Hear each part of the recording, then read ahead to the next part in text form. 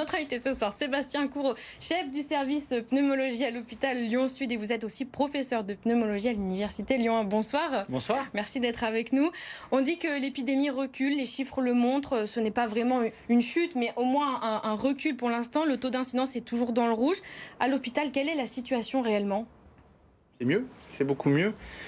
Ça reste encore tendu, mais c'est mieux. On retrouve notre périmètre un peu plus habituel sur les unités. Ça nous permet principalement de réouvrir des unités qui pour l'instant étaient consacrées essentiellement à la prise en charge des patients Covid, de les réouvrir sur ce vers quoi elles sont plutôt destinées au départ.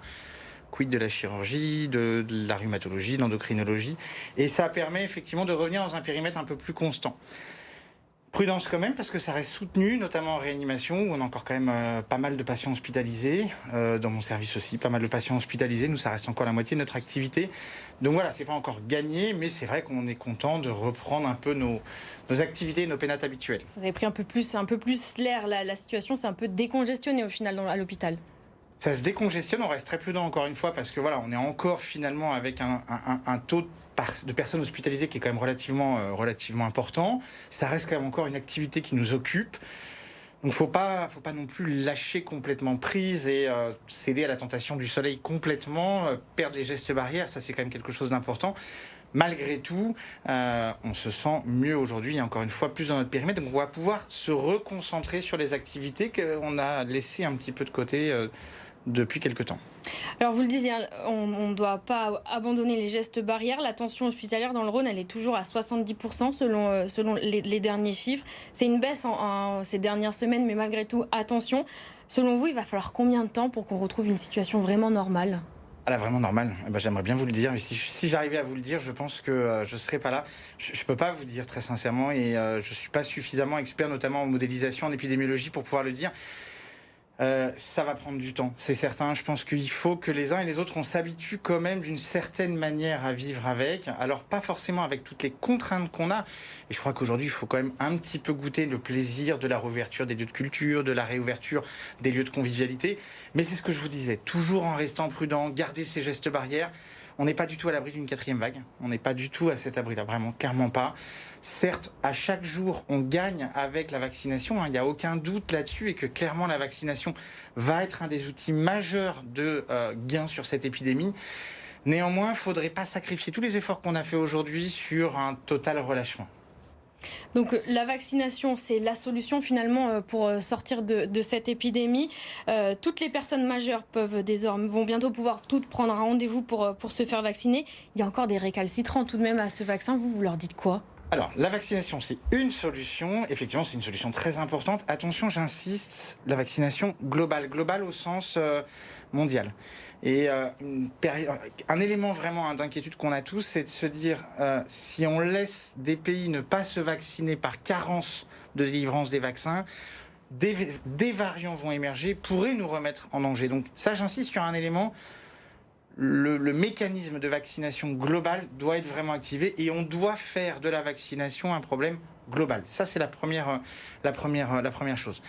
La deuxième chose que vous évoquez, ce sont les personnes récalcitrantes. Alors, j'aurais envie d'être assez pragmatique. Vaccinons déjà ceux qui le veulent, et c'est ce qu'on est en train de faire. Objectivement, de plus en plus de gens sont convaincus désormais par la vaccination. Je crois que clairement, on a de moins en moins de gens qui sont fermement opposés à cela. Que les gens se posent des questions, qu'ils nous les posent, qu'ils soient inquiets, c'est légitime. J'entends toutes les questions, je suis prêt à y répondre, il n'y a aucun doute. Après, vaccinons tous ceux qui le veulent, répondons aux questions de tous ceux qui le veulent, et puis de manière pragmatique, on s'occupera du village gaulois résistant un petit peu plus tard, mais à ce moment-là, on aura déjà vacciné une grande majorité de la population, sans parler d'immunité collective qu'on aura probablement atteint à ce moment-là. On n'aura quand même pas les mêmes problèmes. Vous nous disiez tout à l'heure qu'il fallait profiter de la réouverture des terrasses, des lieux culturels, mais qu'on n'était quand même pas à l'abri d'une 4e vague. On peut craindre un peu ce syndrome du vacciné qui se laisserait tenter de baisser le masque, d'oublier les gestes barrières cet été. Ah oui, je crois qu'il faut le craindre. Il faut le craindre. Je crois qu'il faut bien rappeler à vos auditeurs, à vos téléspectateurs que la vaccination, c'est 2 doses complètes, que l'immunité, elle s'acquiert quelques semaines plus tard, 15 jours plus tard environ, et que la vaccination ne protège pas forcément du portage, de la transmission, bien sûr très drastiquement diminuée, mais n'empêche pas malgré tout d'être contaminant à certains moments. Donc ça ne remplace pas complètement les gestes barrières, même si à terme, effectivement, l'idée de pouvoir les remplacer. Mais alors, les gestes barrières simples, le lavage des mains naturellement, la distanciation sociale, tous ces éléments-là sont des éléments qu'il faut conserver. Un élément de vigilance, à mon avis, indispensable pour vos téléspectateurs s'ils veulent passer un bon été, faire très attention en lieu clos. En lieu clos, 2 personnes avec le masque, à plus de 1 mètre si possible, 2 mètres c'est encore mieux, en aérant régulièrement la pièce. Donc au travail, dans un environnement social, etc. Clairement faire attention à ces éléments-là dès qu'on quitte finalement sa bulle sociale habituelle. Donc ce sont tous ces gestes qu'il va falloir qu'on intègre dans nos habitudes au quotidien. Malgré tout, c'est quand même rentré depuis tout ce temps dans les mœurs, si je puis dire. Les effets de la vaccination, vous, aujourd'hui, dans votre service à l'hôpital, vous les sentez ? Oui, naturellement, on les sent puisque le profil de patient a un peu changé. On voit bien finalement que la patientèle théoriquement vaccinée, on parle des plus âgés, on les voit beaucoup moins maintenant. On les voit beaucoup moins pour des infections aiguës. Et ceux que l'on voit aujourd'hui sont plutôt les gens qui n'étaient pas dans les cibles de vaccination aujourd'hui, donc les moins de 50 ans typiquement, qui sont hospitalisés aujourd'hui parce qu'ils n'avaient pas eu la vaccination. Aujourd'hui, ceux qui sont hospitalisés, ce sont des gens qui ne sont pas vaccinés.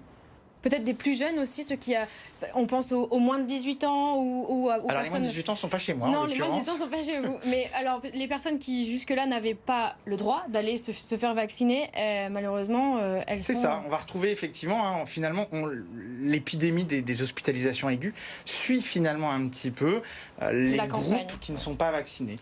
Donc ça, c'est plutôt positif d'une certaine manière. C'est-à-dire qu'on n'a plus de personnes à très haut risque, très fragiles, qui sont hospitalisées, ou du moins beaucoup moins.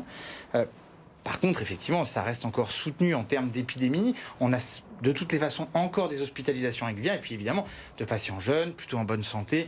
C'est des patients qui sont très fragiles pour nous, qu'il convient véritablement, je dirais, de prendre soin. Absolument, ils nécessitent, je dirais, des soins encore plus rapprochés. Pour autant, c'est vraiment les groupes non vaccinés que l'on voit aujourd'hui en hospitalisation. Donc clairement, les groupes vaccinés, on ne les voit plus, ou beaucoup moins, en hospitalisation. Et de manière générale, à titre individuel, je n'ai pas vu un patient vacciné convenablement hospitalisé depuis bien longtemps. Donc des patients plus jeunes qui ne sont pas vaccinés, avec des formes un peu plus graves, finales, du virus ? Ça, c'est plutôt un effet de concentration, c'est-à-dire qu'effectivement, dans nos services, on a plutôt des cas un peu plus graves, un peu plus sévères, et donc du coup, effectivement, il y a un effet de concentration, ce qui fait qu'on a des plus jeunes plus graves, mais il n'y a pas de niveau de gravité plus importante, il n'y a pas de signal de gravité plus importante globalement. Le sérum Moderna qui est arrivé dans les officines et puis chez les médecins généralistes, ça va permettre d'accélérer la vaccination considérablement. Selon vous, c'est une bonne chose parce qu'il y avait quand même beaucoup de défiance envers le vaccin AstraZeneca. Enfin, on va pouvoir peut-être soulager la conscience des gens qui vont peut-être aller au vaccin. Alors, je ne sais pas si on soulagera leur conscience, mais ce qui est sûr, c'est que tous les vaccins, on parle du Moderna, on parle pourquoi pas aussi du Johnson & Johnson. Tous les vaccins qu'on va pouvoir avoir, qui sont à disposition, sont finalement autant de vies gagnées. Et finalement, toute personne vaccinée avec ces 2 doses, c'est autant de vies gagnées, c'est le chemin progressif vers l'immunité collective. Donc Moderna, comme les autres, va venir évidemment apporter sa pierre à l'édifice. Et très clairement, oui, c'est une bonne nouvelle, mais je dirais comme tous les autres. Avec cette avancée de la vaccination, dernière question rapidement, on va bientôt pouvoir reprendre une vie normale ? Ce que je vous disais, c'est oui, c'est clairement l'objectif, et oui, l'objectif est de tendre vers une vie normale. Aujourd'hui, par contre, vous annoncer, je dirais, qu'on va pouvoir baisser les gestes barrières et baisser complètement notre garde, ce serait pas très responsable. Et clairement, il faut quand même encore, malgré tout, faire preuve d'un peu de patience. C'est difficile en ce moment. Faire preuve d'encore un peu de patience et pas totalement baisser la garde, parce que vraiment, on tient le bon bout et ça serait trop dommage de gâcher les efforts qu'on a tous fait collectivement. Donc on l'a bien compris, on profite des lieux culturels, des terrasses, mais toujours avec cette vigilance, le masque, on se lave les mains et on fait toujours attention à nos proches. Merci Sébastien. Et on aère. Merci Sébastien Corot d'avoir été notre invité. Je rappelle, vous êtes pneumologue à l'hôpital Lyon-Sud.